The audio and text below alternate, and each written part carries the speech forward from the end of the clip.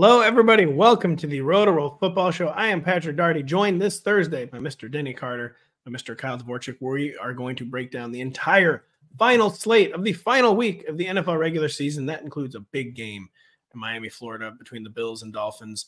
Other games that are kind of big, other games where literally no one's playing, and all backups for the Rams and the 49ers, for instance. We're going to break down the entire slate. Take a little different tack than we usually do today. It's going to be a little more DFS focused. It's not going to be like DFS focused, but it's going to be more individual players than teams and game environments, players that you guys like. But before we start the show, of course, you're talking about players, quote unquote, that you liked in the sport, quote unquote, of golf. Come on. Back. It's already back. And it's on NBC, Peacock, and Golf Network all weekend. And I make fun of it. I will have it on. My dad will be texting me about it endlessly. And you guys are grinding DFS like true fantasy sickos. I really enjoy January golf, okay? Because it's cold and gray and bleak outside where I live.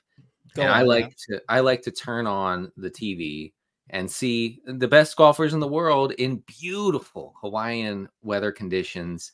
Is that where Century is? It is. Oh yeah. And it just a gorgeous environment for them. And you get to watch it at night because of the time difference. It's just the best. Okay. For me, I like this more than I like the British Open. Okay. I actually hate the British Open because first of all, it's not in the United States. And secondly, it's the time difference is no good for us on the Denny, let me cut you off there real quick. Guess which network broadcasts the British Open? I watch every second of it. Okay, I just want to be clear about that. But no, you actually do. And that just reminds you too much of Maryland in January. Like, oh, great, another great day in Scotland. Who saw that coming? Yeah, right. Cool.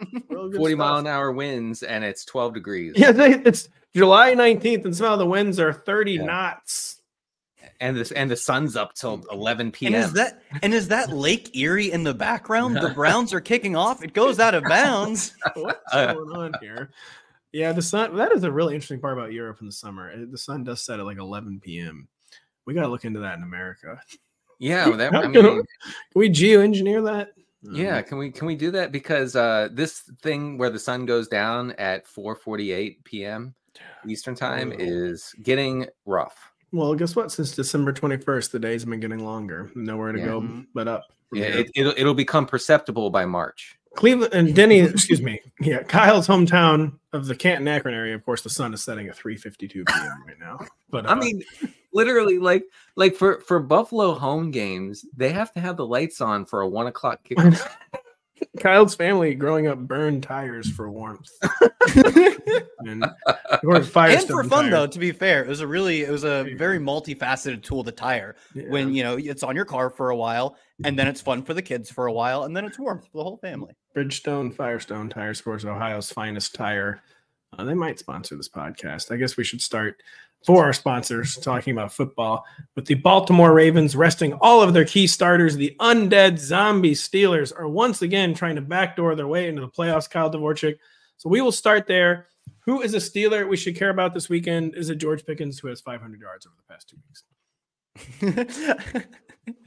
Yes, I mean, that is who it is. We talked about this on what was the sort of you and I game recap last Sunday or whatever. It's like, yeah, I don't know entirely what George Pickens' future looks like. I think it's probably more likely than not that he's capped as like a specific role player number 2, but that's a really high value role when a team is able to execute on it. It's just they've had quarterbacks in back-to-back seasons and quarterback on quarterback on quarterback who cannot execute on that role. Inexplicably, Mason Rudolph's the guy they needed to execute on that role. He's seen over half the team's air yards in the past 2 weeks. He's finished as a wide receiver 1 in back-to-back games. This is the best version we're going to see of him until they get a quarterback change. I pray they get a quarterback change in the offseason, but something else we talked about on the Sunday show is that they're just too good with Mike Tomlin to ever really bottom out. That doesn't preclude them from getting a good quarterback. We see good quarterbacks come in the teens and even in the 20s time and time again.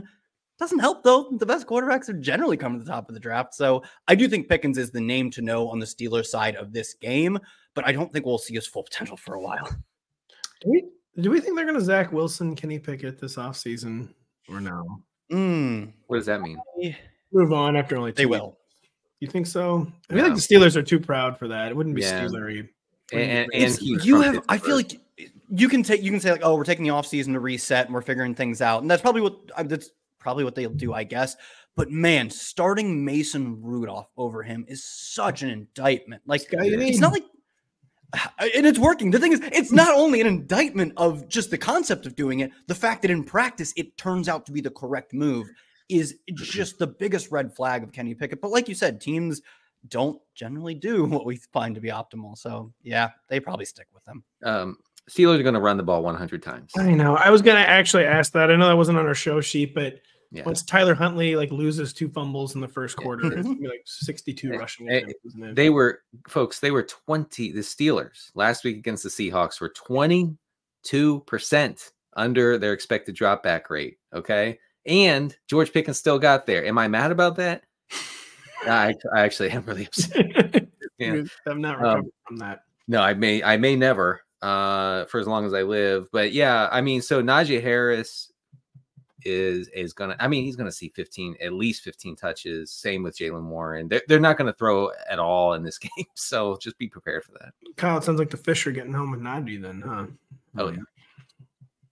Kyle's muted. He can't react to my joke that was teed up for him. One final. It would have just been a sigh. The thing is, it would have been like, yeah. Because as much as you think it's a joke, it's my Denny, money. by the way, is absolutely right. In New York City, you can easily move on from Zach Wilson. When Pittsburgh, here in Western PA, we don't give up on a guy after only 2 years and the 19 worst football games you've ever seen.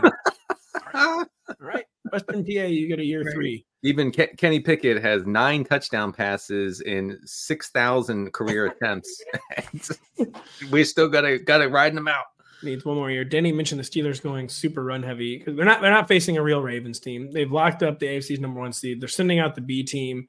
Is there any like DFS life hacks on the Ravens, Denny? Or are the touches just gonna be too unpredictable because we don't really know what kind of team is gonna be out there? Well, look, we do have a Melvin Gordon situation here with there's a Melvin Gordon situation with both Justice Hill and Gus Edwards likely either sitting or not playing very much. Melvin Gordon is like the solidified RB3, and he's got that going for him, and that means he's getting 20 touches in this game, period. So yeah, if I remember correctly, Melvin Gordon's the only other running back on the active roster. They'll probably call up someone from the practice squad for this game. But like you said, Denny, I'd be skeptical we even see Gus. And now that Justice Hill is seemingly more involved, like he's probably also a player that maybe one of these guys gets a drive or two. But I do think it's Melvin Gordon, and then the real threat is not Gus or Justice. It's if they call up a practice squad guy, but they don't have like developmental players on their practice squad. Like that guy was Keaton Mitchell. Essentially, he was a UDFA. Right. So I do think it's a Melvin Gordon situation. Also, I should mention that Nelson Aguilar needs 58 yards in this game to hit a contract incentive of $250,000. So he's gonna play. He's gonna get that incentive. I mean, they're not going to play Jose Flowers and all those guys. So I didn't know Incentives Twitter was logging. I got smashed the over. Oh, buddy, Incentives Twitter. This is their Super Bowl. I mean, the Super Bowl isn't their Super Bowl, even though they both root for the same sport. This is their Super Bowl. George Pickens catches 162 more passes. There's a $500,000 escalator in his contract. And that's why I'm absolutely hammering the over in every parlay I do. That was nonsensical. But you are a gambling guy. You don't hit the over in a parlay. I do know that much. I do know that we're moving on to the Texans and the Colts, who find themselves in an AFC South death match. Both sides have to win to have any shot at the postseason. Denny, who is a Texan that we care about this weekend? And a game total, one of the highest of the month, 47.5. Texans currently 1.5 point favorites. Who is a Texan we care about? Outrageously high. Anyway, Devin Singletary is the guy because, folks, he has seen a lot of work after he took over the Houston backfield a few weeks ago. He has 25 of the team's 35 running back rushes over the past 2 weeks. He's running about half the routes. He also, here's another one, folks. He has a contract incentive. He needs 73 yards from scrimmage to collect a $250,000 incentive in his contract. He's going to get that. He's playing a massive, massive run funnel in the Colts. It is Singletary season. I have to point out, of course, I parlay. I know that can involve over-unders. I was trying to point out that I knew the difference between a parlay and an over-under bet, and I wasn't paying any attention to what Denny was saying because I was not mad about that.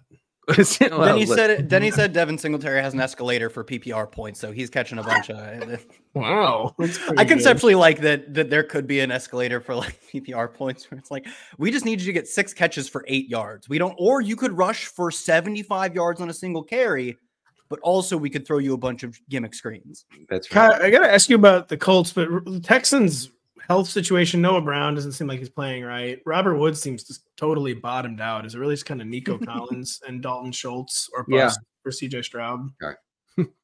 I mean, yeah, Denny's right. It's basically what it is. I mean, maybe we end up seeing Robert Woods or Noah Brown, both of whom left last week with hip injuries. They had previously dealt with non-hip injuries, and now I guess they're listening. Getting older. Back. Now they're listening. Noah Brown is back.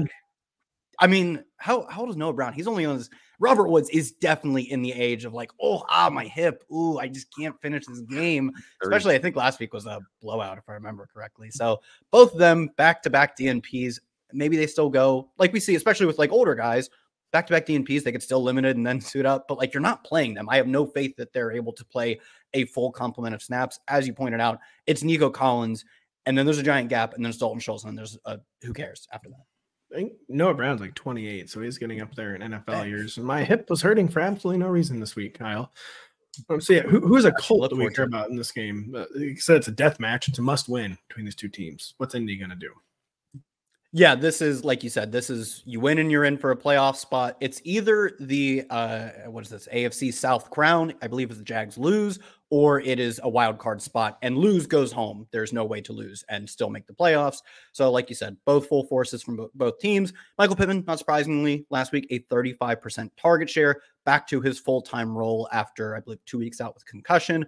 That's not that surprising. I will say Alec Pierce, a 21% target share and 34% of the air yards. The Colts played a ton and passed a ton out of 2 tight end sets last week. And Josh Downs was the guy, the slot receiver was the guy to come off for that. That meant Alec Pierce had a very normal role. And in fact, it was an elevated role because when you put 2 tight ends on the field, easier for wide receivers to draw targets. So I don't know if that holds this week, but we have seen Downs' role has gone down over basically the second half of the season. He was injured around, I want to say it was like week 9 or 10, just hasn't quite been the same guy since then. So I wonder if this is sort of an effort to limit his reps and maximize what he can do, because he's not that guy he was in week 7 or so. And that's good for Alec Pierce. That's a full complement of routes, plus easier ability to earn targets and high leverage targets because he's a deep threat.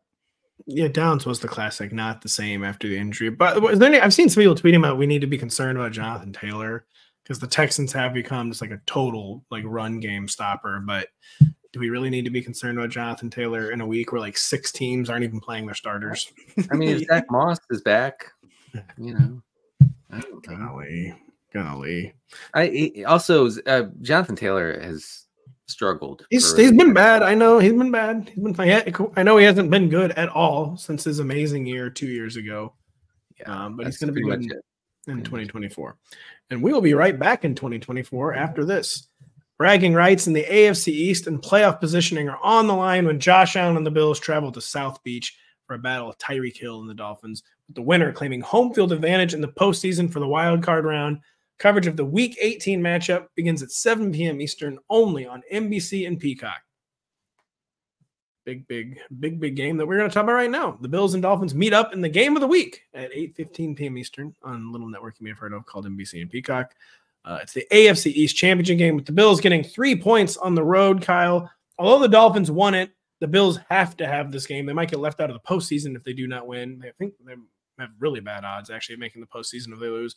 Who is the Bill we are most focused on in Miami, Florida? Yeah, if I remember correctly, it is a Jaguars loss and a Steelers loss that needs to happen for the Bills to also get in with a loss. And even if those happen because this game is the last game of the week, right? It's Sunday night. There's no Monday night game. Even if those two things happen, they would technically be, I think, maybe barring ties or something, locked into a playoff spot. But this matters for the AFC East crown. That's really good for seeding purposes, home field advantage as well. So even if they technically get locked into a playoff spot, which isn't super likely, but if it happens, doesn't matter. They're going full force. And we see the Dolphins come into this game. Just unfortunately, we talked about this on the Sunday recap show. They just keep taking on water as far as injuries go. They lost Bradley Chubb, Xavier Howard. They previously lost Jalen Phillips. To me, that says they're not generating as much pressure as we're going to be used to. They have a deficit in their secondary. It's also a high-scoring game. That sounds like Gabe Davis in a GPP, my friends. I know he has like 5 zeros this year, literally 5, and they always come when his like start percentage on any website is the highest. He knows he's checking those numbers, and it's a short slate, so people are going to play him. But it sounds like Gabe Davis in a GPP. It does. That the sound you hear is Gabe Davis in a GPP. No joke. Do you guys already have him in lineups for this weekend? I do. I haven't built anything yet, but I've got him and Alec Pierce both penciled into specific lines. I have a skinny stack. I have a Gabe Davis Tyreek skinny stack. I don't know if you heard about this, but Kyle Dvorchak helped me turn $24 into $50 last Sunday. So Kyle, I will be hitting you up again at 12:27 p.m. Eastern on Sunday. Yeah, that's awesome. Can I say something about the environment of this game, since we know both teams will go all out? Well, I'm just going to say it anyway. I was going to say, please do. Sorry, I was trying. You don't need our permission. You didn't have to ask. Yeah, go ahead. Yeah, I'm just trying to nod. So over the past month, teams facing Buffalo have averaged a 61% neutral pass rate. It's one of the highest in the leagues. Highest in the league. The Dolphins were 4% over their expected dropback rate when they played Buffalo in Week 4. There was a blowout, of course, in favor of the Bills. I think this game shapes up for a lot of pass volume for the Dolphins, and it's not what they want to do. They want to be balanced, but I don't think that there's any way around it here. I think that they're going to have to air it out. So you think there's going to be a lot of pass volume for the Dolphins? They're going to have to air it out. And who's a Dolphin that we really care about in Week 18 DFS or Week 18 redraft? If you're still doing that, just who's a Dolphin that we care about? I mean, it's a 15 target game for Tyreek. You know, I mean that's what this I mean, a must win. The guy for whom the offense revolves around, like the ball has to go to Tyreek, like force feeding Tyreek in the short areas. Hopefully he gets some downfield stuff, but we know how teams play against the Dolphins. The safeties are too darn high. And if Jalen Waddle doesn't play, Cedric Wilson got a lot of snaps last week. Say the line. Start But getting the sick names. Yeah, I'm more interested in Durham Smythe. I was going to say Durham Smythe, so go for it. Yeah, I mean, Durham Smythe ran a good number of routes last week. I think he saw 6 targets. Kyle, correct me if I'm wrong here, but he's seen some good run with Jalen Waddle out of the lineup. So it's Durham Smythe's season. Wish the Patriots could loan the Dolphins Mike Gesicki for this game. Just one. Yeah. Just one. Mike Gesicki's just suddenly back on the Dolphins. He's still getting benched for blocking issues. It's in the true. second quarter. It's true. Even though he's on the franchise tag last year, they did not play him. NFL coaches love this guy. I appreciate Mike Gesicki in an interview this week pretended that Bill Belichick had talked to him ever. He said, I've learned a lot from Bill. He's not. Come on, man. He doesn't even know your name. He's learned a lot about like stoicism. Yeah. Yes. He's learned a lot about himself in Boston, Massachusetts. We learned a lot about this game. We learned enough to move on. Do you guys have any final thoughts? We got it. Oh, I think we're moving on to the NFC North champion Detroit Lions hosting the Minnesota Vikings, a surprisingly modest 3.5-point favorites. Denny Carter. That begs the question: how much are the Lions really trying here? They can't really improve their seeding. They haven't come out and said that we're not playing Jared Goff. They're trying to feign that they're trying in Week 18. Yeah. I do have my suspicions, though, about how much the Lions are trying this week. What do we think Detroit's approach is going to be in this game? Well, there is a narrow path to them claiming the number 2 seed in the NFC. It involves the Cowboys losing to the Commanders, which seems unlikely, but not impossible. Involves Eric Bieniemy being a legend, I believe, is their plan. I believe they also may need the Eagles to lose their game as well, because they're the path is, I think, more narrow than just one game. But Dan Campbell has already said the plan is to play the starters. I think the real question is, do they get a full 4 quarters? Well, what's Pat, you said, I know you read this at the beginning. The spread on this game is 3.5. That's 3.5 to me. The bookmakers' skepticism, I feel like that the Lions are going to be trying for 4 quarters. It's just my opinion. Yeah. But, 3.5 sounds like also 3.5 quarters, actually. 3.5 3.5 points at home against Nick Mullins. Like, is this for real? Like, they don't think these guys are playing 60 minutes. No, I agree with that. I do think this price is in some of that. But, like, if you think they're playing less than a half of their starters, the Vikings are favored. Like, I get that they have Nick Mullins, but you would have Nick Mullins versus Teddy Bridgewater or whatever, or maybe like they would try to throw out like Hendon Hooker or whatever. And it would also mean no Justin, it'd be like Justin Jefferson versus the top receiver of like Khalif Raymond or whatever. So I think this line indicates a little skepticism, but at least a half, if not probably more than a half of the Lions. And Dan Campbell's like pointing to that. I get that, like, wonky game script. I think understandably, even he, being as high T as he is, would pull his starters. So the bookmakers, I commandeered this. See, the bookmakers just think the Lions are frauds. Then that's fine. All right. Also, yeah. I like that. What are your thoughts, Denny?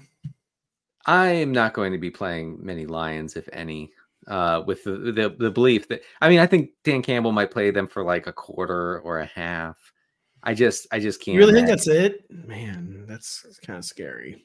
Yeah, so I'm kind of off that, and on the other side, the Vikings need to win. Like, they have to have. They do. We know what we're doing here. Do you know the Vikings' path offhand, Kyle? And is it offhand? And is it all systems go on these Mullins infused DFS stacks for the Vikings? I know Denny. I joked about Galaxy Brains, where he informed me it was not a joke. He indeed has lots of Nick Mullins lineups. What is the Vikings' path? And are we just jamming Vikings in there against this really, really poor Lions pass defense?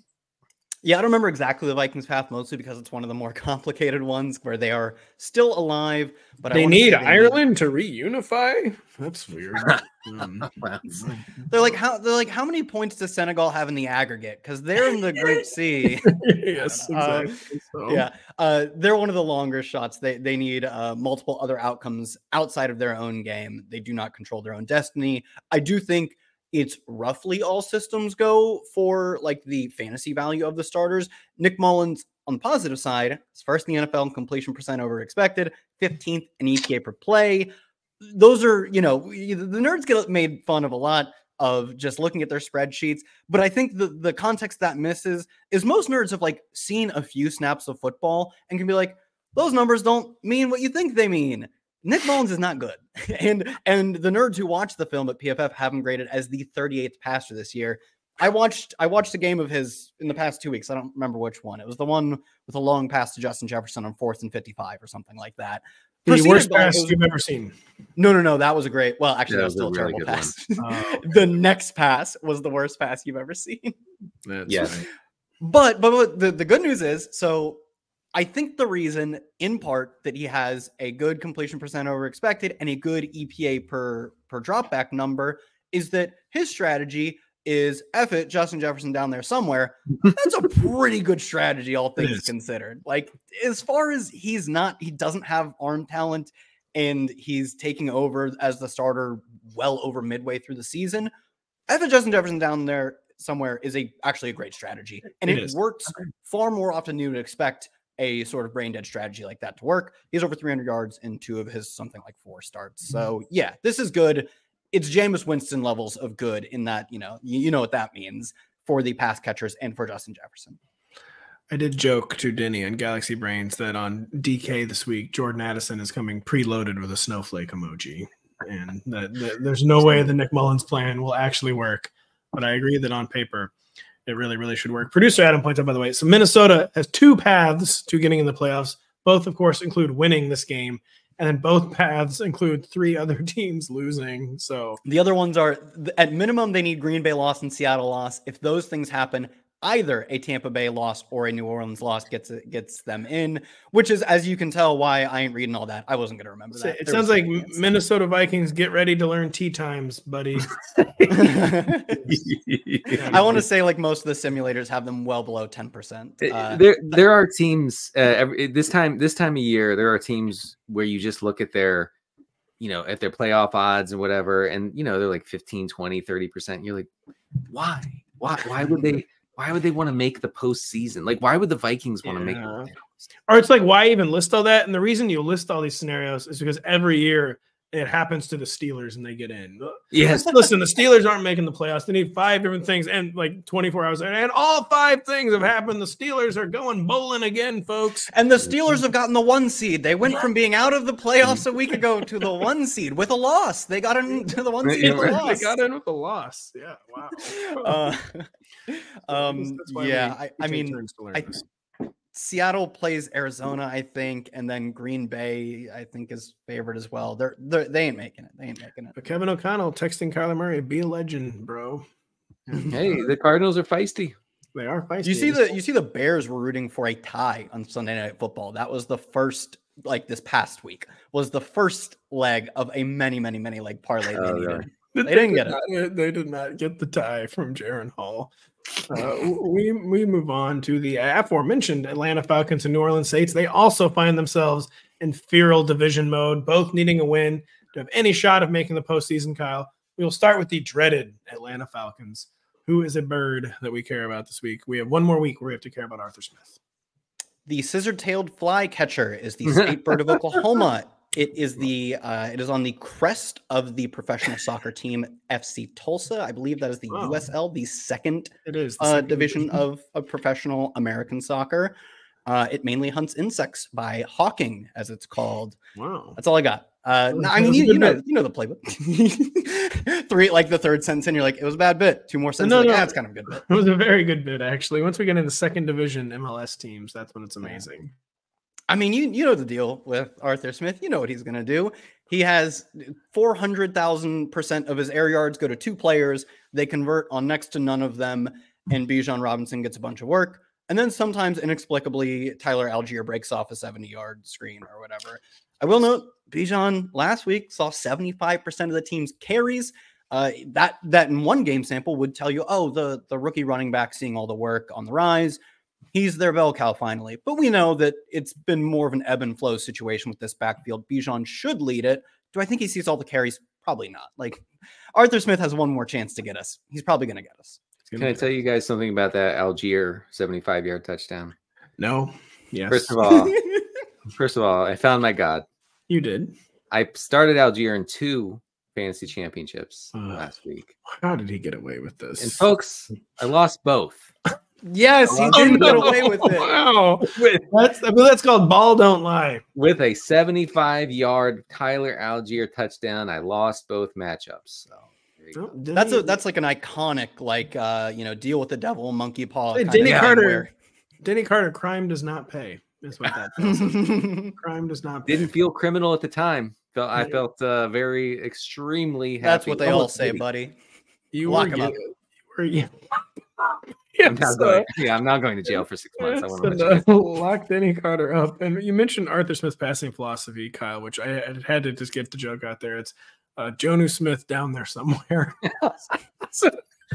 Oh no! Mike Hoyle Pruitt on this roster somewhere. Yeah, lock Denny up. Let's lock him up. Speaking of Denny, then who is a saint that we care about against these dreaded Atlanta Falcons? Yeah, I mean, they're going to run here because the Falcons are big-time run funnel. I talked about Taysom last week. I said, hey, you can't write off Taysom. Can't do it because if they have positive game script, then he's going to see his regular role. And I was right for the wrong reasons. And because Taysom played 24 of 70 offensive snaps for New Orleans last week against Tampa. He had 2 carries for 1 yard, so that wasn't good. But he did have 2 catches for 30 yards and a touchdown. Not exactly what I had in mind when I said play Taysom Hill. And he didn't see any goal line work or even inside the 10 work. So, it's a little concerning. But we know that if game script is neutral or positive, Taysom is going to get in there. They're going to run the ball a lot with Kamara, with Jamal Williams, and with Taysom. If Kamara plays, right? Is it looking like he might sit, Kyle? My vibe was that he might sit. Obviously, this is a very important game for the team, so he'll be doing anything to play through it. But he didn't practice on Wednesday after leaving and not returning on, I assume they played on Sunday. So, definitely up in the air, something to watch for, as if we needed more, low-tier talent value on DraftKings. Jamal Williams saw all of the work. Kendra Miller, I don't even think he was active. He'd probably be active for this game. they have had no interest in using him. The only thing standing between Jamal Williams and like 25 fantasy points is the entire body of Jamal Williams' work. So Denny, with Taysom, I think he's probably just like really hurt. Like he's been on the injury report with a lot of stuff. We joke about it, but he is into his 30s. He might just be really, really banged up, and why he's not really seeing the usage he did early in the season. We move on. The Green Bay Packers are trying to extend their season as the Bears get one last look at Justin Fields before a franchise-defining offseason. Denny, who is a Packer we care about in this must-win game? The Packers' playoff odds are up like 70% somehow. So I'm assuming if they're a winning your in team, and they're also I think they can maybe survive a loss type of team. So wow, man, I would not have guessed that. Denny, who's a Packer we care about? Jayden Reed. That is the guy. He's Baby Debo. Many are calling him that. I'm actually trying to get that to catch on. If you guys help me out there, I actually more than game to do that. Yeah, he's a small Debo, and he showed it last week, dragging defenders into the end zone, leading the team in targets. And I will say that AJ Dillon is nicked up, not practicing as of Thursday. So Aaron Jones could see something resembling a full workload against kind of a middling Bears rush defense. Kind of hard to figure out. I looked into the numbers and couldn't come away with a. The Bears are just tightened up on everything as the season progressed. Yeah, and they're neither a pass nor run funnel, but Aaron Jones, I think for PPR purposes, could be interesting. I think Jordan Love could have a huge game here. This game has shootout written all over it. It does. 45 felt very low for me for the current total. That's soaring over that. I just say, and it's 20-17, and 4 different players got hurt, and the Packers won somehow are not in the playoffs. I don't know. I'm pretty confident. I am with you on that one, Denny. Which brings us to Kyle to the Bears. If it's going to be a shootout, who's a Bear that we care about? Khalil Herbert. I think they're done with the Deonta Foreman experiment. He was inactive 2 weeks ago for personal reasons, but then healthy scratched last week. Two obviously seem linked. So I would be surprised if he plays this week. Check out an actives 90 minutes before kickoff. But at this point, even if he's active, he might just be as like purely a backup option. And since he's gone down, Khalil Herbert has seen well over 50% of the team's carries. He's got over 200 yards in the past 2 weeks. He's clearly pushing Roschon to a pass catching and number 2 role. So in a game where I think a lot of points are scored, but I still think the Bears are probably not going to, like, they typically don't let Justin Fields rip it 45 times a game. They probably play balanced, and all of that funnels to Khalil Herbert outside of Justin Fields' rush attempts. Is DJ Moore going giga, ultra, mega, nuclear? Please say yes. Are you referring to his post of Heath Ledger as the Joker? I forgot about that. Because that's really good. DJ Moore just posted to X on Wednesday, just a GIF of Heath Ledger's the Joker chuckling. There was no accompanying tweet. It was just and that's it. So we have to assume this means 11 catches, 220 yards, and 2 touchdowns for DJ Moore. And what could be Justin Fields' last start? He honestly probably wants to go out there and just totally like soul reave for Justin Fields. So I do think that's the storyline. I think you're right. I think that we must move on. The Denver Broncos and Las Vegas Raiders meet up in one of the weekends is true nothing to play for games, though the Silver and Black continue to play really hard for interim coach Antonio Pierce. Kyle, they would be foolish not to retain him. Who's a Raider that we care about? And fools they were, the narrator said. It's true. Who is a Raider we care about as they try to go out with a big bang for Mr. Antonio Pierce? Zamir White, 74% of the carries, 54% of the routes, and averaging 22 touches for 112 yards from scrimmage. Since Josh Jacobs went down, it doesn't look like Josh Jacobs is going to play this week. Not a ton of reason for him to push through it either. He's an impending free agent, running back. Don't exacerbate the injury. Go out and get your bag in the offseason. So assuming Zamir White is the RB1, he is maybe literally an RB1 for fantasy purposes. Seems very logical to me. I have Zamir White very, very high in the rank. Who has had like 2 better games than Josh Jacobs has had all year. It's making me really wonder who's going to pay Josh Jacobs in free agency. Probably nobody. It's very sad. I could see him being part of the Patriots Raiders pipeline, except he heads in the other direction. That's true. Yeah. Oh man, Denny, NBC Legal requires that I ask you about a Bronco that we care about. That's a weird requirement. I'll be honest. It is really weird, but my attorneys looked into it, and it is actually in there. In the fine print, Brandon Johnson is a guy. He's a receiver for the Broncos. He tied Jerry Jeudy for the team lead in targets last week. Talk about down horrific, Jerry Jeudy. Man, oh man. I mean, every time you think it could get worse or it can't get worse, it does actually for Jeudy. Going into free agency on a high note, although they exercised his 5th-year option, maybe they did. My God. At this point, it's like, who cares? But Broncos remained very run heavy last week with Jarrett Stidham at the helm. He threw what was probably the luckiest touchdown in recent football history to Lil Jordan Humphrey, who is, of course, a Sean Payton disciple. Say Sean Payton goes nowhere without Lil Jordan. Do you know why he's named Lil Jordan? By the way. I know. And he's like it's like the 9th different time Sean Payton's re-signed him. No. Do you know why he's named that? Do you know? No, I do not. No, yeah, I do not. The announcers enlightened us last week. It's because his brother somebody wanted to name him Jordan, as in after Michael Jordan. He said, no, you can't do that. We'll call him Lil Jordan. That's pretty cool. Better name I like origin that story than most. It's Michael Jordan. Pat, good news. The Jerry Jeudy contract option was picked up, so he's on the team next year. Hang banner. Bought low on him in the Dynasty League, too. I thinking he was going to be a free agent. Yeah, he could be a good wide receiver 6 next year. I just want to mention Javonte Williams, only 15 of the team's 28 running back carries last week. He's just the most boring fantasy option. He's not good. I don't know why they wouldn't see what they got in Jaleel this weekend. Oh my gosh, I know that is one thing. If they like healthy scratch Javonte or something, Jaleel McLaughlin becomes exciting. I love McLaughlin. Like he does stuff that Javonte does not do.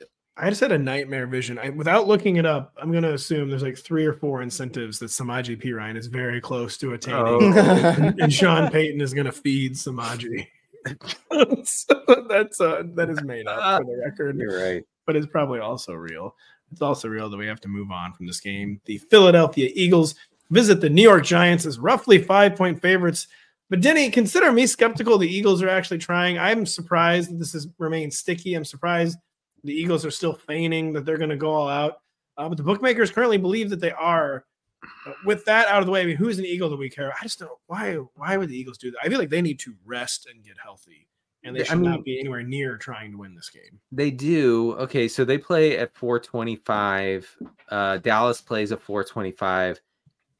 Obviously the big thing there is that if Dallas lost and Philadelphia won, then they would win the NFC East, correct? And they would. If Sam Howell decides to be a legend, the Eagles win the NFC East. And we're 1 year removed, by the way, from Sam Howell being a legend and beating the Cowboys in Week 18. So it's possible.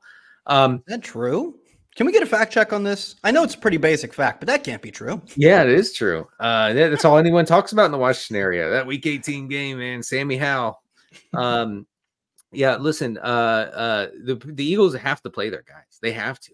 You as a head coach, you cannot say, okay, well, hey, the Commanders can't beat the Cowboys. That's true. That is too much of a loser mentality to not try. Especially as a team that just got beat by the Cardinals. Yes. You cannot say that some team is so good they can't lose to a bad team, but we're not that good of a team. We're a team that can lose to bad teams. Them Cowboys, though, that's a good roster. They can't lose. That would be like the ultimate beta behavior. Maybe they still rest someone like Devonta Smith, who, like, Devonta Smith is really banged up right now. And maybe I bet anything, if they have a big lead or a big deficit somehow, they're very likely to pull their starters earlier than you'd expect.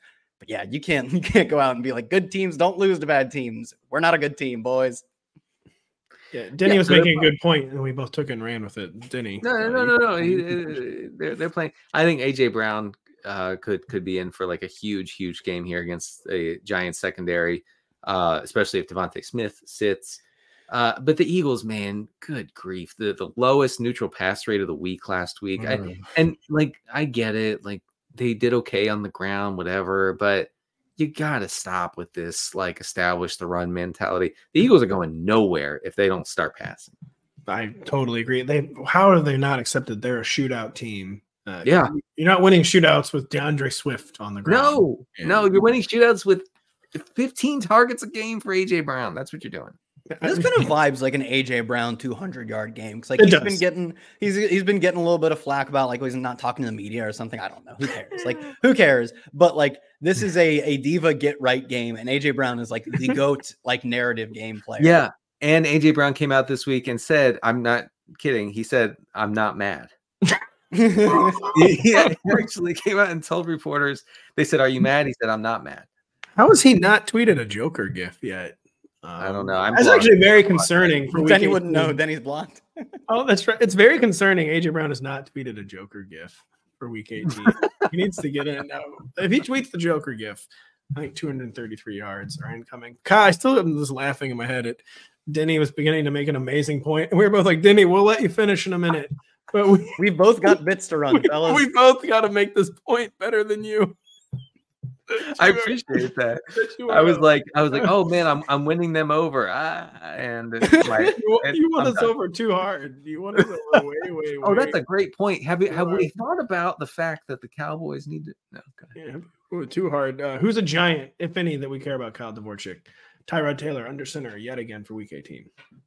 Yeah, Tyrod's not a bad streaming option. He's not who I wrote down for this one, but like he's the best passer on this team, which includes Daniel Jones. Like he's better than Tommy DeVito, obviously. He's throwing better than Daniel Jones too, and he runs not as much as Daniel Jones, but more than Tommy DeVito.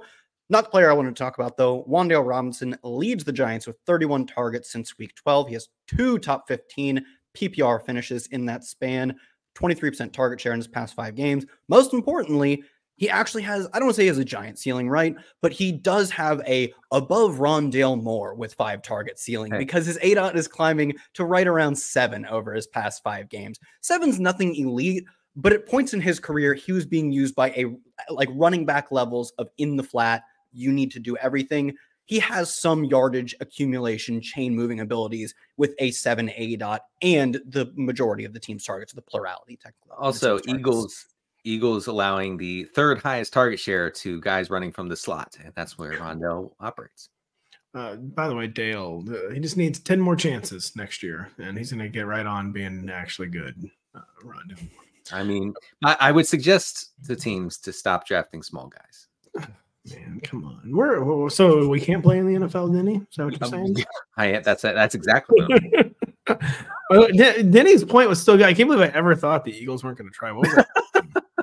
When you mentioned on Tuesday's pod, and I was like, oh yeah, maybe. And then I thought about it. I was like, no, Pat's wrong. Pat is wrong. He is wrong on his face. I was dead wrong, which is why we must move on. People can never remember that I was wrong. The Seattle Seahawks' faint playoff hopes depend on dispatching a Cardinals team that just dispatched Philadelphia, Kyle. It has been chaos season for Seattle for the entire second half of the year. All that being said, who is a Seahawk we care about in a game with a 48 total, which by 2023 points is like 72? Ken Walker all the way. His team is 2.5-point favorites. He has seen 80% of his team's carries in the past 3 weeks, and the Cardinals are the number 26 defense by EPA per play. Great matchup for them to just run all over the Cardinals. Said that last week with the Eagles, but honestly, at this point, I want to say if the Eagles couldn't get there, Eagles seem like a team that just generally might not be getting there that much these days. So I'm going to lean on the side of Vegas and say Seahawks are winning this game, and if they're winning it, they should have an easy time getting Ken Walker there on the ground. I believe the official term of what's going on with the Eagles is that they are Carl Havocking. So they are Carl Havocking right now. They do not want to be around the NFC East playoff race right now. The Eagles, this is just a huge waste. They got to seriously get it together. We cannot have the Eagles looking like this in the playoffs. Get it together. It's bad. Get it together. You've got nothing but superstars on that team. Denny, the Cardinals do not have nothing but superstars, but they do have a lot of heart, a lot of guts. Who do we care about with the Arizona Cardinals this weekend? Jimmy Connor. He's good. You said Jimmy. I was like, who's Jimmy? I know. I don't know why I refer to him. I've never said that in my life. That's my kind of bit. I'm just like, why does Pat Pat just have to be just stealing that one? Yeah, why does Pat just have to say every name 20% off kilter? I took it from you. His dog levels are off the charts. And also, by the way, Seattle is by every single conceivable measure the worst rush defense in the NFL.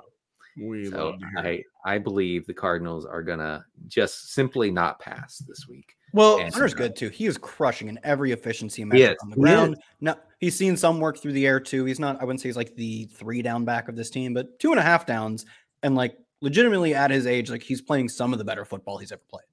You guys say they're not going to pass though. Is it Dortch season at all in DFS? I'm assuming he will help make the salaries fit. Do we like Greg Dortch at all this week? I do. I'm Dortch pilled. I've been Dortch pilled since 2021. I mean, every time he gets on the field, he leads the team in receiving. I mean, and for some reason he can't get on the field. Can somebody sign this guy to be a full-time player? I remember when I touted Andy Isabella.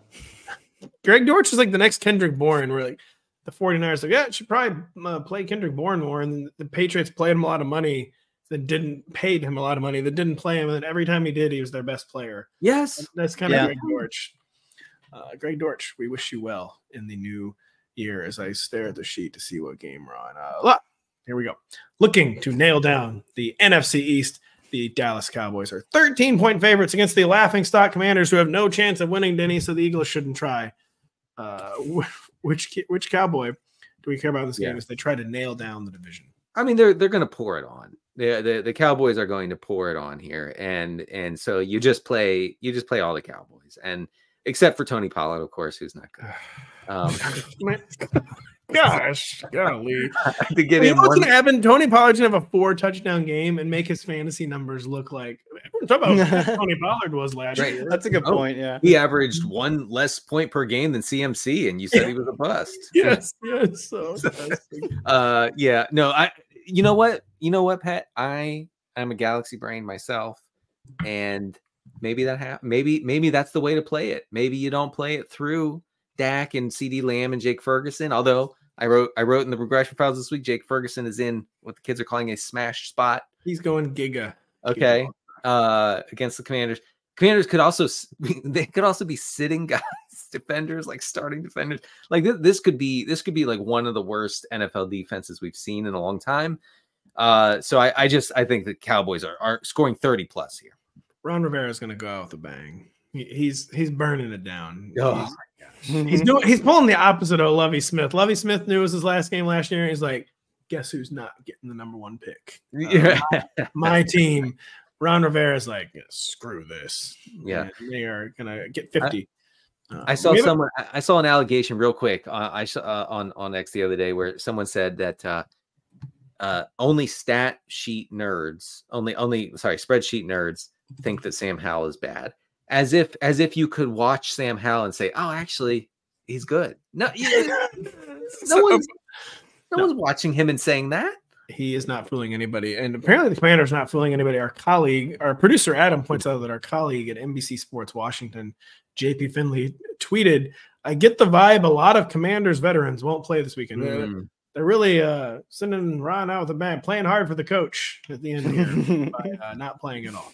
They love the Gipper, is what I'm hearing. They are not. The Commanders will never quote just win one for the Gipper. No, they have forgotten the Gipper. They want the Gipper to be fired. So Kyle, who's the Commander that we care about since they're not trying and they're trotting out Sam Howell? Yeah, I mean, I didn't even write anyone for this exact reason. We don't know who they're going to play. Seems like they don't care. I mean, the most important thing is they could very much go out and Terry McLaurin doesn't play any snaps or whatever. And maybe we don't know that before the start of the game. Like maybe we don't know that Brian Robinson was, they're going to give him the first few drives and then they're going to start sitting starters. They are still live for, I believe, the #2 overall pick.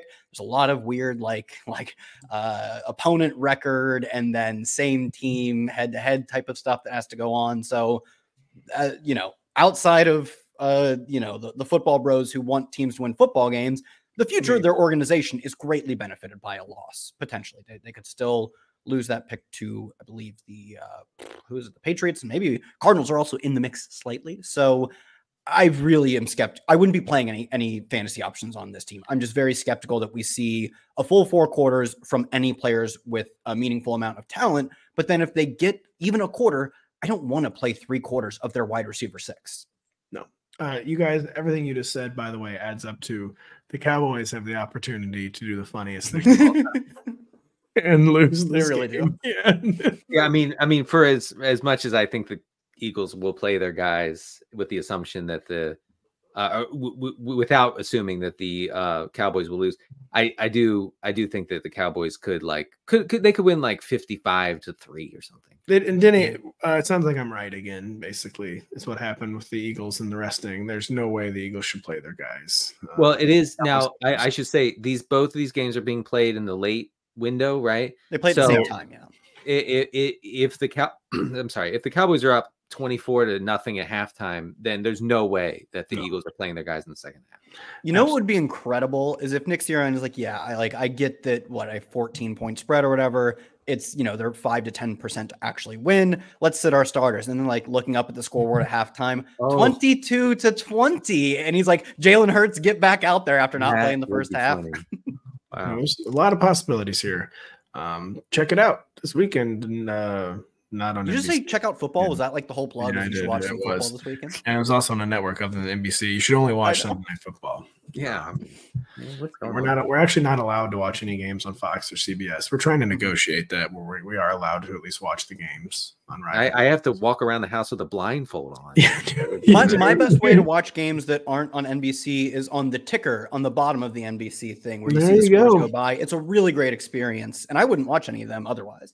There you go. The Jacksonville Jaguars are trying to prevent bombing out of the postseason as 5-point road favorites are now down to 3.5, apparently, Kyle. Who is a Jag that we care about on this infernally frustrating team?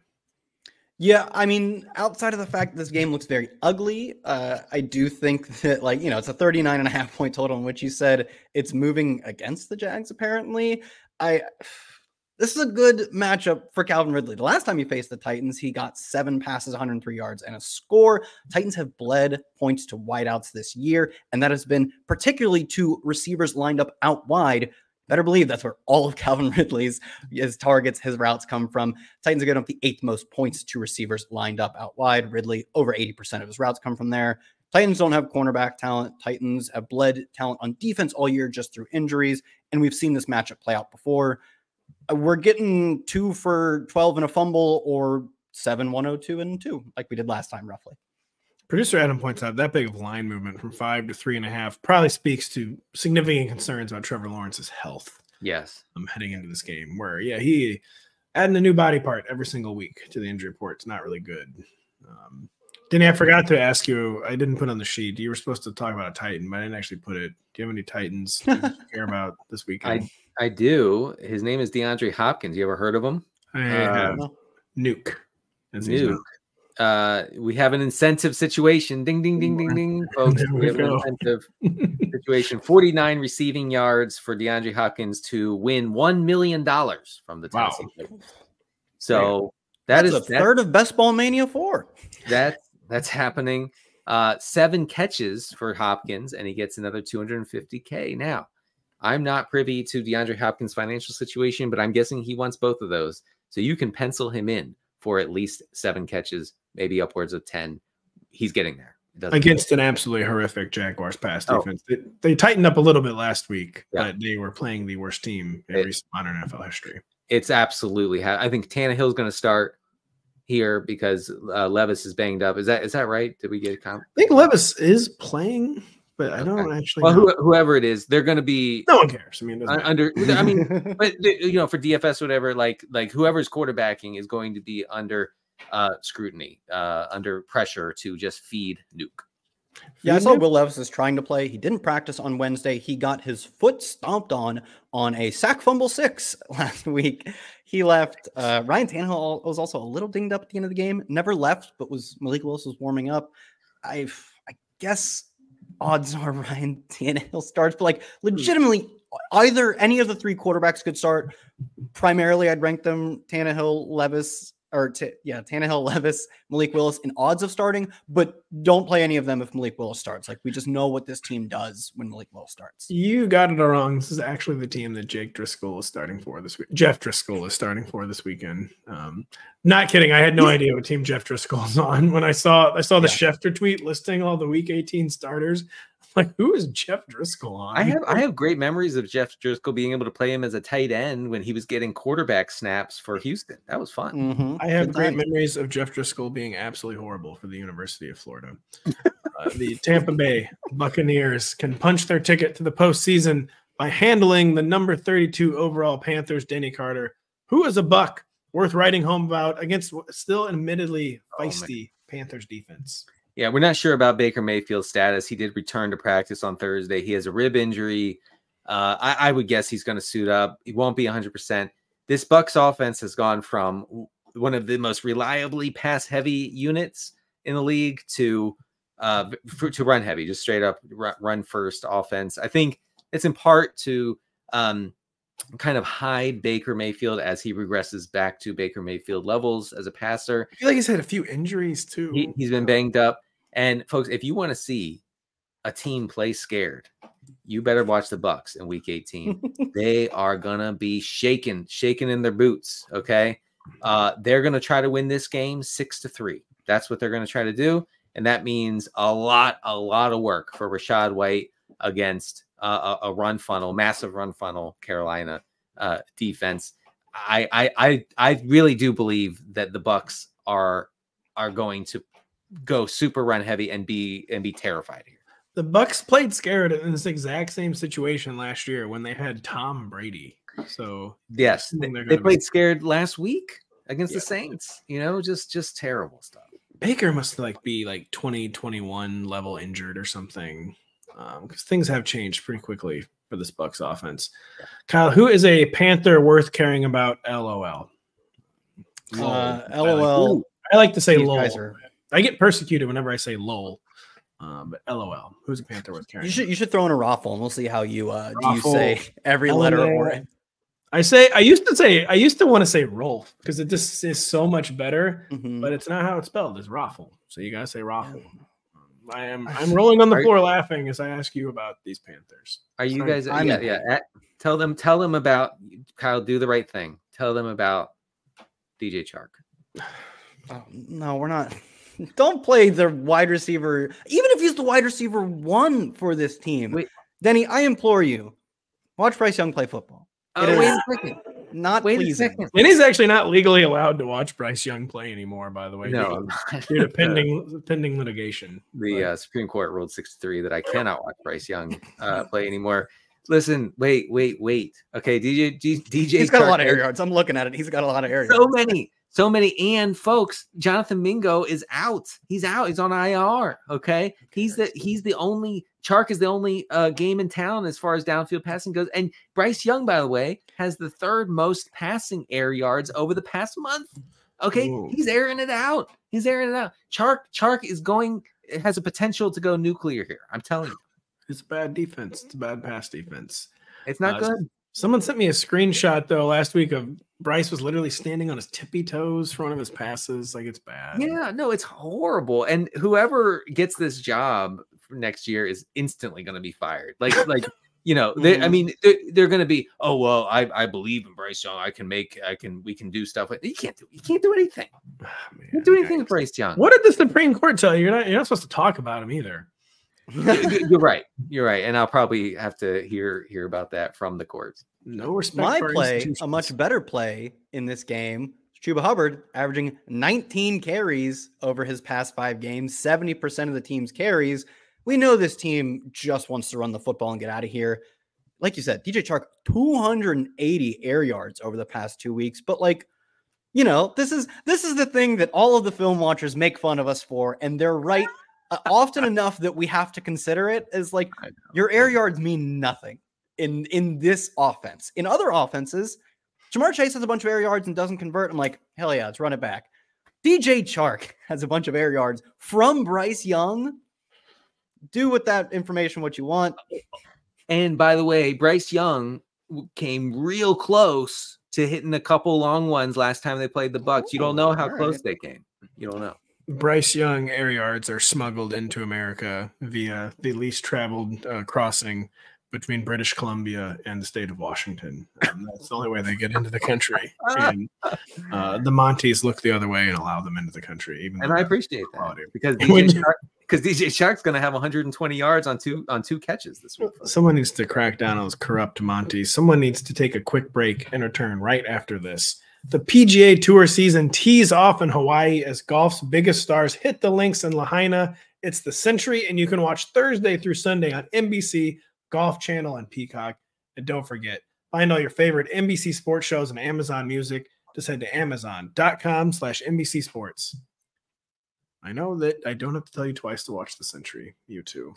No, Kyle might not watch it. Denny has it on like literally all day. I know.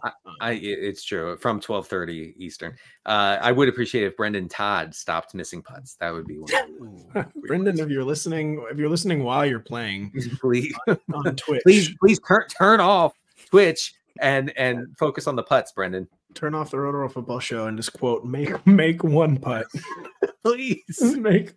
Make absolutely just one putt. Locked into the AFC's number 3 seed, the Kansas City Chiefs are trotting out the B team against the San Diego Los Angeles Chargers. Kyle, are there any interesting Chiefs whatsoever in DFS as Blaine Gabbert gets the start from Mr. Patty Mahomes? It's tough. I mean, we're not going to see, I would imagine, we don't know for sure. I don't think we'll see Isaiah Pacheco. Obviously, we know we're not seeing Patrick Mahomes. If we get information on Clyde Edwards-Helaire, either playing or not, there's something to be had here because they only have LaMichael Pirine left on the roster. If no Clyde Edwards-Helaire, kind of like the Melvin Gordon situation, we probably see someone called up from the practice squad. But I'd imagine Pirine gets the bulk of the work, in which case, I mean, that's what we're playing Week 18 DFS for. A guy who gets a bunch of touches whom no one's ever heard of. I'd be down to play some Pirine. But if we get information that maybe Clyde Edwards-Helaire is playing, but who knows how many snaps he plays, honestly, I wouldn't be playing many. I wouldn't be playing any Chiefs. The problem with the receiver core is it's not very clear which players they deem good enough to sit. So Rashee Rice is sitting, Travis Kelce. We don't know this for sure, but my assumption is Rashee Rice sitting, Travis Kelce sitting, Pacheco sitting, and we know Patrick Mahomes is sitting.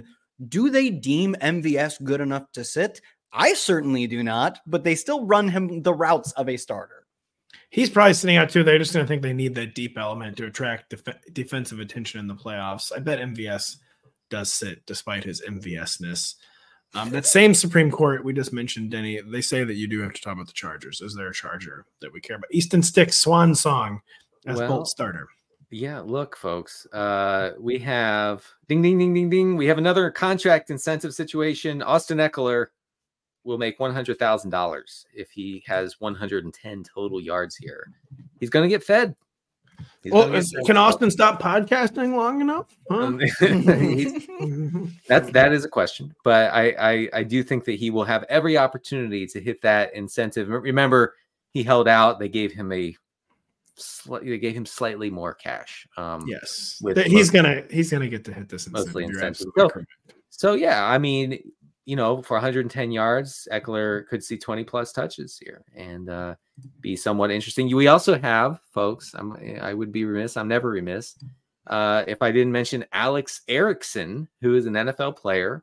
He's a wide receiver for the Chargers. Late of the Cincinnati Bengals. So, right. And he caught 7 of 9 targets for 98 yards last week against the Broncos. He is instantly better than Quentin Johnston. And he's their wide receiver 1 right now. He was. It was the classic, please just don't be better than Quentin Johnston right off. And he's better than Quentin Johnston right off the bat. It's instant. Anybody, literally anyone running routes for the Chargers is better than Quentin Johnston. Feed Darius Davis. I think he's hurt. I mean, God, and you know what? There were so many people in the draft process that were like, don't mess with this guy. Don't mess with him. And the Chargers were like, "Oh, we are. We're going to draft him even harder now." People did really first guess the Quentin Johnston draft pick. Jeff Driscoll is not only apparently on the Browns, Denny Carter, he is starting against the Bengals this weekend. The Browns are 7-point dogs as they look ahead to the wild card round. They are not playing anybody. So who is a Brown, if any, that we are starting in this very strange setup? I mean, Pierre Strong. I was going to say he of French descent, Pierre. I mean, maybe. I mean, they might actually hold him out. I don't know. I could see them not giving him the full workload. But producer Adam says good accent, Kyle, and I thought I thought I was drafting with a French Canadian for him. Say Kyle is from Quebec. Thank you. Yeah. So no, I mean, I doubt they're holding him out, right? Because they're just going to hold out Ford and Hunt and call it a day. Who's the tight end too? Harrison Bryant. Harrison Bryant. I remember Harry Bryant. Let's get some Harrison Bryant stacks with Driscoll up there. Let's do it. We're rolling now. You know, Driscoll was on like someone else's practice squad like 10 days ago. He was signed what from the happened Cardinals to practice squad DTR early last week. What happened to DTR? He's on IR. He's on IR, and then they want to save PJ Walker, I guess, as the backup for the playoffs. I will say that Jeff Driscoll has a chance to step in and be instantly better than Deshaun Watson. Oh man! Oh, please do it. Let her rip. Everyone can run. This is the most player-friendly system in the entire world, except for Deshaun Watson. Except for the one guy, the guy that they had to get a loan from the IMF. Oh man, yeah, they're having trouble paying that back. By the way, Kyle, who is a Bengal we care about in Jake Browning's swan song? We're gonna miss the Jake Browning era when it's gone. Yeah, we will. It was pretty fun while it lasted. It'll be a good backup for the Bengals going forward, I'd imagine. Possibly Jamar Chase. He's like, I don't even get why he would be practicing while banged up if he wasn't going to play, but he's legitimately out there with a limited practice to start the week. Haven't seen his practice report yet Thursday, but if he plays, I imagine he will play without T. Higgins, who is not practicing as of before I see their practice report on Thursday. Jamar Chase with all the targets against a backup defense would be very fun. We know that Jake Browning is going to be good next year when Joe Burrow goes down. Oh, stop, man! What a hater! We know. Comment. Don't call him injury prone. Do not. I mean, come on! It's totally normal to suffer non-contact wrist injuries. That's right. It happened. It wasn't non-contact. It was the play before, but it looked non-contact. It did. I've never seen anyone like someone throw a pass and look at their wrist in agony. But it was the play before. That was a terrible game.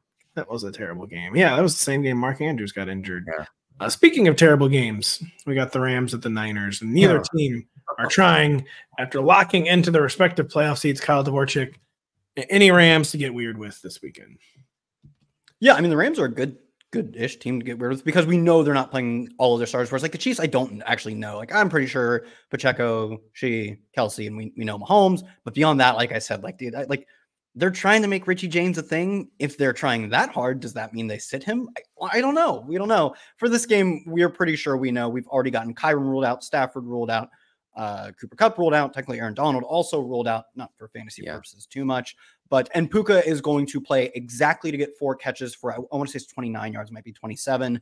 That will set both the catch and yardage record. McVay, I mean, as blatant as you can, said this. He said, we're going to give him the chance to, he didn't say set some records. He said, like, do some historic things and then be smart with him. It literally, as facially as you can present it, they're going to let him get a few catches, a few yards and pull him. I think, and DeMarcus Robinson has exclusively run as their third receiver. They've not used Tutu Atwell at all. Good news is that means maybe Tutu Atwell for this game, who was good previously when they had Puka, he's going to be their number 1 receiver for most of the game. Technically, Puka's going to get some run. Most of the game, Tutu Atwell as a number 1 receiver, he's going to be a lot better than the guys he is competing for targets with. So I do think we could see a pretty solid game from him. And Davis Allen, I believe, their backup tight end, got 60% of the routes when Tyler Higbee missed in week 14. And they had Hunter Long for a few snaps in that game. They do not have Hunter Long right now. So we could be looking at like 80+% snaps from Allen.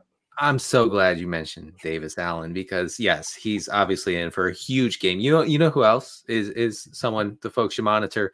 Austin Trammell, folks. Austin Trammell came in. Austin Trammell's a big preseason DFS grinder fella. Yeah, that's right. And Trammell came in when Cooper Kupp got banged up a few weeks ago. Trammell came in and did stuff. Okay, like he took the Cooper Kupp role. All right, so we're gonna give him the Cooper Kupp role in this. And what if you don't like Trammell, you don't like Cooper Kupp, I guess. Cooper Kupp, a system player per Denny Carter. And so Trammell, do not ignore. I mean, I should say ignore Trammell, but beware the consequences. Ignore Trammell at your own risk. My guess is Ronnie Rivers starts in this game. Don't know if he gets the full game. I feel more confident in the running back on the opposite side of the ball for this game, playing most of the snaps. But Ronnie Rivers, like you could definitely throw him in. I mean, there are a lot of players that like Ronnie Rivers could go out and see 19 touches at 6% owned if everyone plays Jordan Mason, for example. So yeah, Denny, who's the Niner we care about? Is it Jordan Mason? Is it Sam Darnold? Who's a Niner we care about? Matt Barrows of The Athletic expects Jordan Mason to be the primary back. He believes that Elijah Mitchell might not even be active for this game because, wow, Elijah Mitchell is always hurt. And Jordan Mason is good. He's actually really good. 5.5 yards per carry over his 2 seasons in the NFL. limited usage. But yeah, I mean, he could see like all the backfield work, all the routes here. Sam Darnold is expected to start. He's been announced already. Shanahan said he's starting. Do we think there's? I just posed this to you guys. Do you think he plays full 4 quarters? Because like we talked about with the Browns, my assumption is that PJ Walker is the backup for the playoffs, and they want Jeff Driscoll to take any body blows essentially. And we saw specifically the 49ers hurt by quarterback injuries, and we know Sam Darnold is the QB2. Do we think there's any chance? I want to say it's Brandon Allen is their QB3. It is Does Brandon Darnold get the full 4 quarters? I think there's a chance that Darnold doesn't play at all. I think they're going to play Darnold the full 4 quarters just because they know how weird things can get with quarterback injuries, and just like looking forward in case Brock Purdy gets hurt again. They might want to know what Sam Darnold has. They might actually want the reps for him as opposed to PJ Walker. We know what the reps are for PJ Walker. He doesn't really need them. So, yeah, I mean, they said Shanny told reporters Sam Darnold's the starter. Yeah, 4 quarters. Yeah, maybe. We'll see. Ronnie Bell. Ronnie Bell is the wide receiver 1 in this game. A lot of Ronnies in this game. Too many Ronnies. Yes, lots of Ronalds. We're bringing Ronnie back.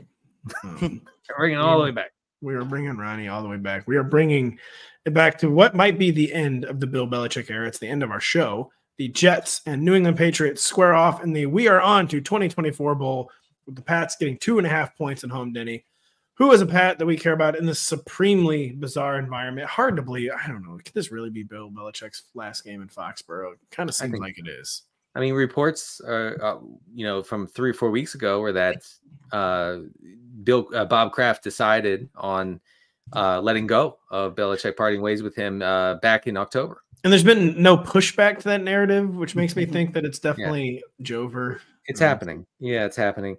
I mean, Ezekiel Elliott remains a PPR scam. We like that better than Tony Pollard. And you thought you could have slipped that in there when I had it muted and was taking a drink. I waited. And I was choking, drinking. I had to desperately try and unmute. It's like, what's the hot key? I'm trying to unmute my thing. Turn them off. Yeah. Get the 11th Circuit on the phone. Please. My injunction, it does nothing. I mean, but that's it. I mean, that's all I'm interested in is just a bunch of receptions for Ezekiel Elliott. Not even Pop Douglas. Not even Pop. Oh yeah, I forgot about Pop. But yeah, you know what? He's a guy. He's a guy too. He could catch. I think the Jets defense, they're going to try to put BB, as he's known, in hell for his final game here, Mr. Bill Belichick. Because like they've lost 15 in a row to the Pats. Wow. 15. Oh, Jesus. And so I think they might try to really be getting Mr. Old Belichick sending him out of there with a loss.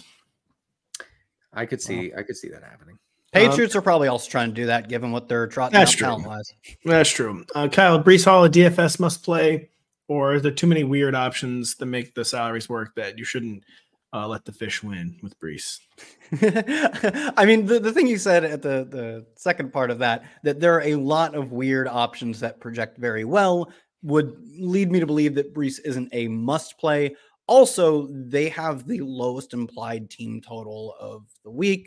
It's one of the lowest game totals of the week. It's just of history, of 21st century history, 30 and a half. It is like you would look at this and say like, oh, it's January in the Northeast. There's 3 feet of snow on the field already. 3 more coming during the game. As far as I know, this is not a weather game, but the total certainly looks like it. And we do want to hunt for ceiling, and touchdowns help fuel ceiling. So I don't think Breece is a must play, but obviously he's going to project as one of the better running backs. His roll through the air is just stone cold elite. It's one of the better receiving roles we've seen outside of Christian McCaffrey and like Austin Eckler in the past few years. The fish going to get home one final time with Mr. Breece Hall. Yeah, the chalk has still never failed. Nope, it will never fail. It has never failed, and it's going to just keep printing money as we head into the new year. It can only be failed. The chalk can only be true. The chalk can only be failed. On Denny Carter's epitaph, the chalk can never fail. It can only be failed. We can never fail. It can only end because the show is over. The Week 18 preview has come and gone. The blurbs have not come and gone. We're still going to be updating all the week's news on rotoworld.com. The regression files are live. Kyle, start them, sit them live this week. Not live, but it will be. Start them, sit them will be live. I have rankings up, but it's just the ranks. There's no write up this week. I'm sorry. It's okay. They'll forgive you. Kyle wrote up the week 18 motivation. That's correct. That's what we really needed to plug. Yes. That is a very valuable resource. I know for me. So check that out. I also have the Funnel Defense report up on Thursday evening. I know you'll be refreshing NBCSports.com waiting for it.